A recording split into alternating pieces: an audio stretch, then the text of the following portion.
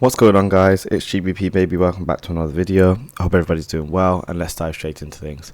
So here you can see I have the dollar. I didn't post a video yesterday just because I wasn't able to.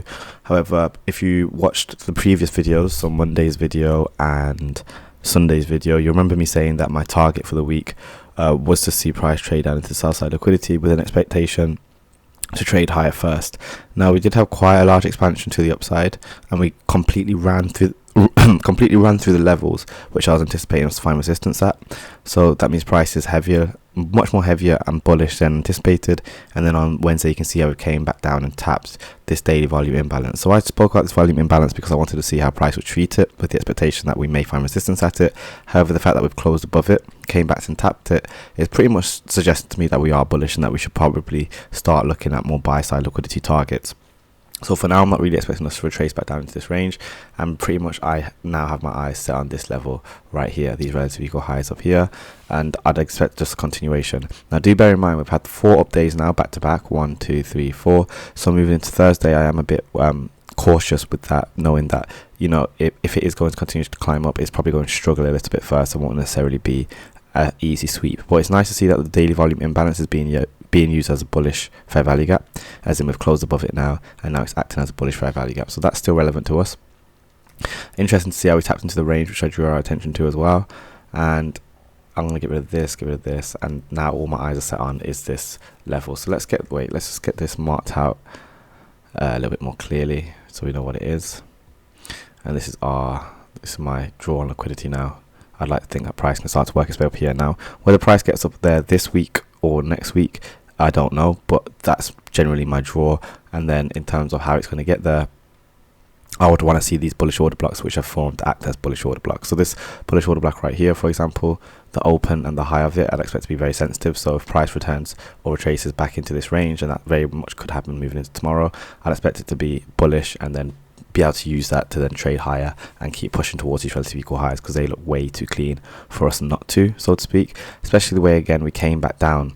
We've got a low, high, lower, low, so we do have a break here. So moving into tomorrow, I'd like to think we can tap into this bullish order block, and then we'll carry on seeing a continuation. Again, it's not necessarily that we're going to take this high out this week, but I'm just anticipating that, and then I'd like to think that price can first trade down into this range. So let's go to the 1 hour. And you'll see the breaker a little bit more clear, the last up close candle. So this way I'm looking for price to potentially dip down into. It doesn't have to do it, and who knows, we might even close the week here considering how much bullish price action we've had on the past 2 days, and that's completely fine. But generally speaking, I'd want to see price continue to roll over to the upside. So yeah, nothing too complicated. Just keep my eyes on this range right here, this breaker and this fair value gap, and looking to see if price wants to dip down into it. If we haven't tapped into it and price isn't trading on higher, then we might find that Thursday or Friday that might be, say, an expansion towards this. Like they might use this as a target at some point, so that's something to take into account, especially considering there's a clear fair value gap down here as well. So it'd be nice to see as price taps into that. Excuse me. So that's everything on dollar. I hope that makes sense. Let's head on to GBP USD, and we'll start here on the daily as well. And you'll see a very large day on Tuesday to the downside, completely outrunning where I was anticipating. And again, this is clear displacement. It's very typical. We've got 3 drive pattern here, 1, 2, 3, then expansion to the downside. So it's very interesting. And now I'm expecting that price is going to look for some kind of discount PD array. And the current trading range we're in, so I'm looking at this low to this high. You can see we're coming towards 50% level, so I'm expecting us to hit the discount, which would be around here mainly. There isn't nothing on the daily. Let's just delete a few things. And there isn't any clear relative equal lows that's you know, catching my eye the way that dollar has. There is the low of this weekly fair value gap, however. So let's get that marked out. And we're currently trading inside of that, which is nice to know. Let's just thicken these up. And we'll make this red. And now we know that this is the fair value gap on the weekly, and we'd expect that price will be able to continue to trade down in towards that. We can split it into quarters because it will likely, you know, trade its way up, but I'm not going to bother do that right now, because at the end of the day my target would be to close the fair value gap, which is down here. We'll go to the 4 hour, crazy displacement right here, and similarly to dollar, we should be able to identify some kind of premium PD array that we might retrace into, but there's not really much here. We've got yeah, there's really not much. There's a fair value gap which we've already tapped into and filled pretty much. So I'm not expecting much bullishness on pound whatsoever tomorrow. Ideally, price does stay below this fair value gap, and that should allow it to easily roll over. I say easily, smoothly roll over and start trying to fill this fair value gap from the weekly. And then we also have sell stops residing below there, which happens to be the 50% level as well. So that's just something to take into account. Let's go to the 15-minute. And you'll see again a little bit of a consolidation, but I'm expecting this bearish order block to continue to act as a bearish order block. So it'll be nice to see if we can tap down into that. So yeah, should be pretty nice. I'd like to see the high get created in London, and I'm not really expecting too much craziness, but very interesting week this week as prices fell.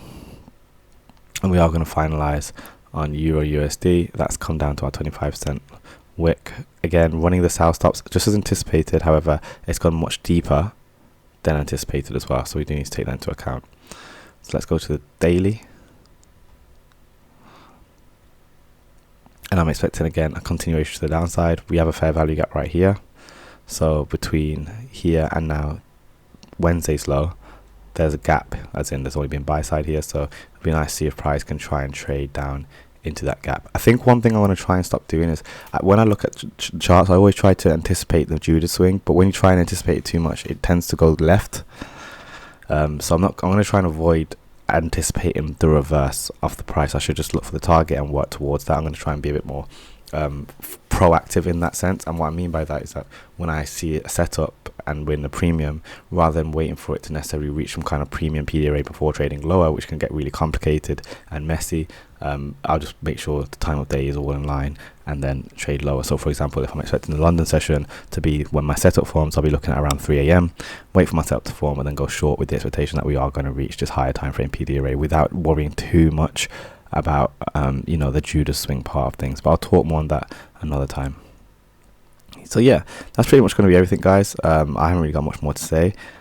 Very interesting. Again, when I drew out attention to these consolidations, the fact that we're on the other side of this now, so just gives us a little bit of a look at the 50% level. You see, relevant, gives us a little bit of a barometer as to where price is kind of playing about, so to speak.